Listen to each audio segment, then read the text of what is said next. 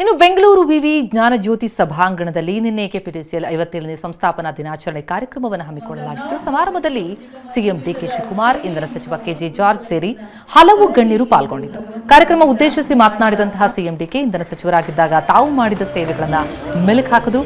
ನಾನು ಇಂಧನ ಸಚಿವನಾಗಿ ಕೆಲಸ ಮಾಡಿದ್ದೇನೆ, ಈಗ ಸಿಎಂ ಆಗಿ ಅಧ್ಯಕ್ಷರಾಗಿ ಕೆಲಸ ಮಾಡುವಂತಹ ಅವಕಾಶ ಕೂಡ ಸಿಕ್ಕಿದೆ. 1,61,00,000 ಜನರಿಗೆ ಉಚಿತವಾಗಿ ವಿದ್ಯುತ್ ಅನ್ನು ಕೊಡ್ತಾ ಇದ್ದೇವೆ.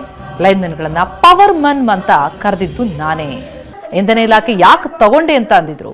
ಇದು ಕಷ್ಟದ ಇಲಾಖೆ, ಕಷ್ಟ ಇದ್ರೆ ಫಲ ಸಿಗುತ್ತೆ ಅಂತ ಹೇಳಿದ್ರು. ಇಲಾಖೆಯ ಅಧಿಕಾರಿಗಳು ಸಿಬ್ಬಂದಿಯನ್ನ ಹುರಿದುಂಬಿಸಿದ್ದಾರೆ.